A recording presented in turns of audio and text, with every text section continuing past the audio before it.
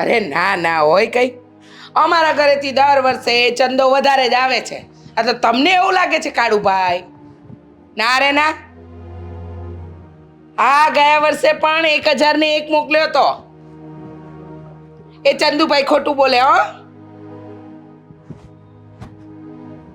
એ હારું, હવે આ વર્ષે 2501 લખાવી દઈશું.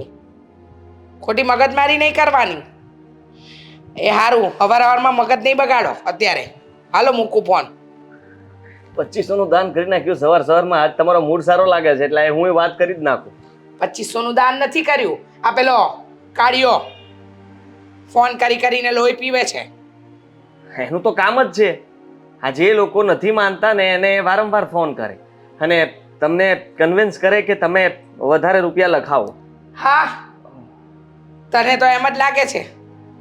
અને જો સાંભળ, એક વાત કહું. આ સોસાયટી મિટિંગમાં નક્કી થયું હતું કે બધાએ 1001 આપવાનું. તો પછી પેલો ચંદુડો દોઢ બનીને 5001 આપવાનો શું કામ થયો? બતાવવા માટે.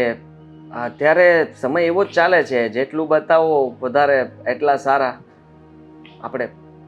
હા તો મેં એવું વિચાર્યું આ હતું. સોસાયટીનો ફંડ નહીં આવતો હોય? આ દર વર્ષે બધા પાસેથી આ તહેવારોના નામે ઉઘરાવશે, સાફ સફાઈના નામે ઉઘરાવશે, અને દર વખતે તહેવારમાં આ આપણે જે ડીશો જમવાની હોય છે એની થાળીના તો 140 રૂપિયા લે કે એક વ્યક્તિ દીઠ લે છે. બરાબર છે, બધી વાત તમારી બરાબર છે, પણ મમ્મી હા, હું શું કહું છું કે એ સોસાયટીની મગજમારી છોડો ને. શું કામ એમાં તમારો મગજ ખરાબ? એમે મારે પડવું નથી. હું તો પડવા માંગતી જ નથી. હા, બરાબર છે.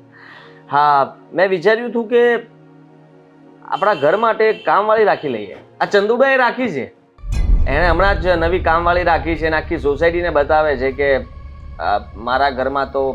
એક મિનિટ, સપનું જોવે છે બેટા? કેમ? કે સપનું જોઈને આવ્યો છે? ના ના, પૂછું છું તમને. એમ પણ આટલું મોટું ઘર છે, તમારાથી થોડું કામ ન થતું હોય મને ખબર છે. તમે આ ઉંમરે થોડું ઘણું કામ કરો ને એ મને બિલકુલ પસંદ. કામવાળીની આ ઘરમાં કોઈ જરૂર નથી, બરાબર? અને પૈસા કઈ ઝાડ પર નથી ઉગતા. અને આમ પણ મીરા બહુ આખો દિવસ નવરી તો હોય છે, કામ શું હોય છે એની પાસે? આને આ વસ્તુ થોડી ધીમે બોલ્યા હોત તો વધારે સારું હોત. હા, ધીમે. કામ શું હોય છે મીરા બહુ પાસે? હવે બોલો.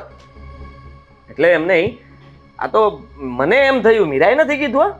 મીરાએ મને વાત જ નથી કરી. એને કીધું હોય ને બેટા, તો જ તું એનો ચમચો બનીને અહીંયા મારી પાસે આવ્યો હોય.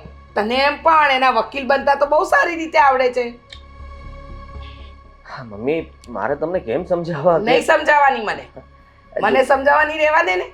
જે કરવાનું એ કર.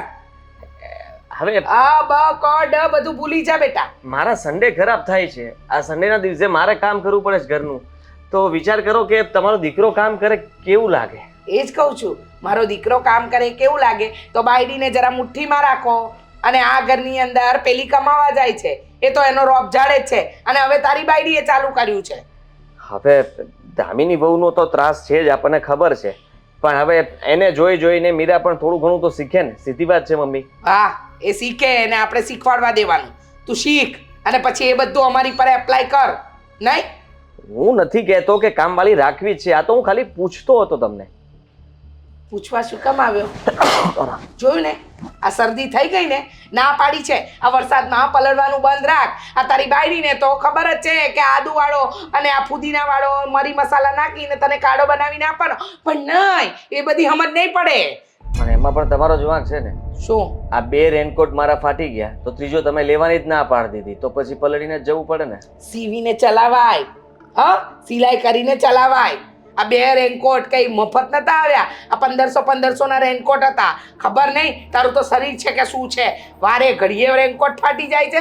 હા, વર્ષના 4 મહિના વરસાદ પડે, એમાં 2 મહિના તું રેનકોટ પહેરતો હોઈશ તે ફાડી નાખે છે. અરે બેગ પાછળ મૂકું તો બેગના લીધે એવું બધું થાય છે. એમાં હું શું કરું? હું શું કરું એટલે? તારે કાંઈ કરવાની જરૂર નથી. 100 વાતની એક વાત, કામવાળી રાખવાની થતી નથી, બરાબર? ને તારી બાયડીએ તને વકીલ બનાવીને મોકલ્યો ને તો ના પાડી દેજે. ના એટલે ના તો પાડી જ દઈશ ને, પણ હું શું કઈ નહીં. ના ના, બોલ બોલ. હા, મનમાં જે વિચાર હોય ને બેટા, એ બધા બહાર કાઢી નાખવાના, પ્રગટ કરી નાખવાના, જેથી કરીને કોઈ પણ અસમંજસ ના રહે અને આ છે ને મન પર ખોટો ભાર ના રહે.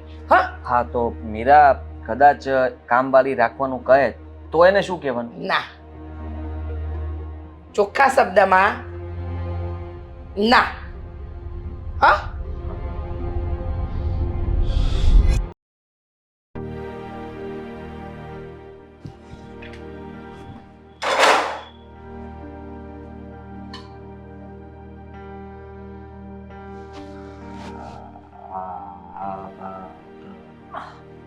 નથી આવડતું બોલતા? શું છે આદિ? રેવા દો, નહીં બોલાય તમારાથી. પણ આજે શટ અપ. તો ચલો હવે આજે અ બ ક ચ કર્યું છે ને એ બધું જ પ્રોપર બોલો જેથી કરીને મને સમજાય. મમ્મીને પૂછવા ગયો તો મમ્મીએ કીધું કે કામવાળી રાખવાની ના પાડી દીધી. શું? અમને આમ પૂછવા ગમતું ને કામવાળી રાખવાની ના પડતી હતી.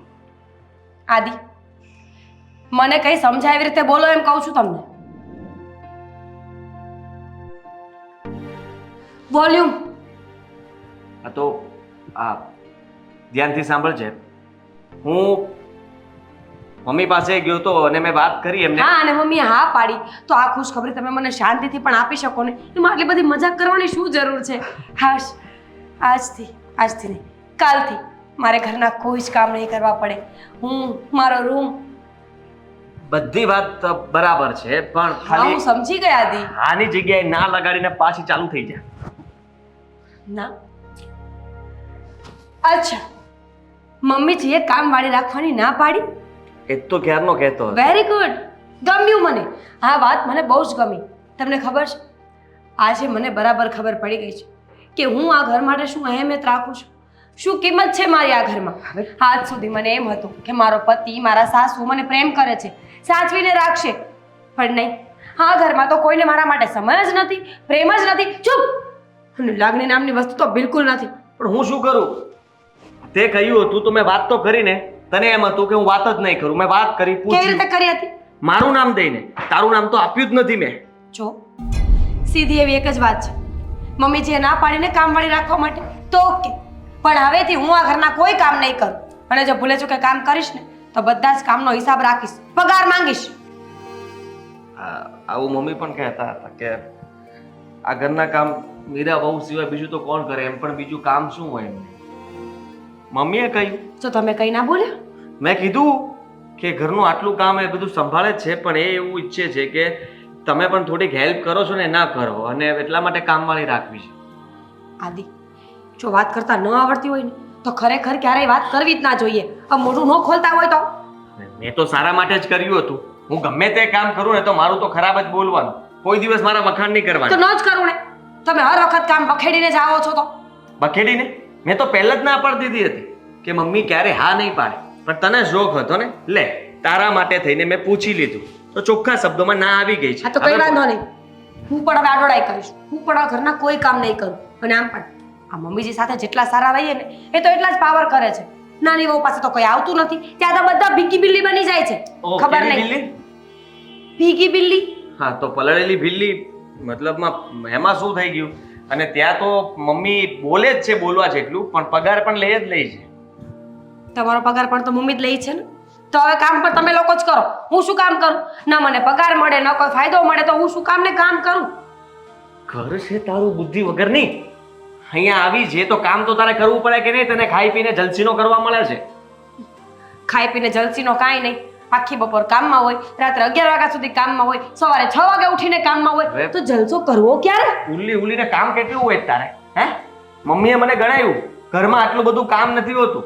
એ જલસીના મારી તો ટીવી જોતી હોય છે અને રૂમમાં જઈને પહેલા ફટાફટ કામ પતાવી નાખે તારી ઘરવાળી. જેટલું કામવાળી કામ ના કરી શકે ને એટલું કામ કરતા તને સારું આવડે છે. તમે વખાણ કરો છો કે મને જોઈન્ટ મારો છો?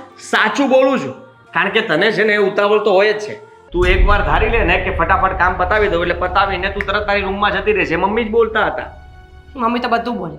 મમ્મીનું માનવું હોય ને તો જાઓ, મમ્મીને કે રોટલી બનાવી આપે. ભૂખ લાગી હશે ને?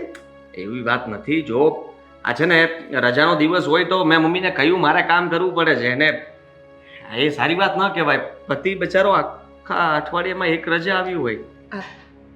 તમે જે બોલ્યા ને બધું જ મેં સમજ્યું, સાંભળ્યું, અને મને તમારી એક વાત બિલકુલ પસંદ નથી આવી. રોટલી બનાવી લેજો. હમ.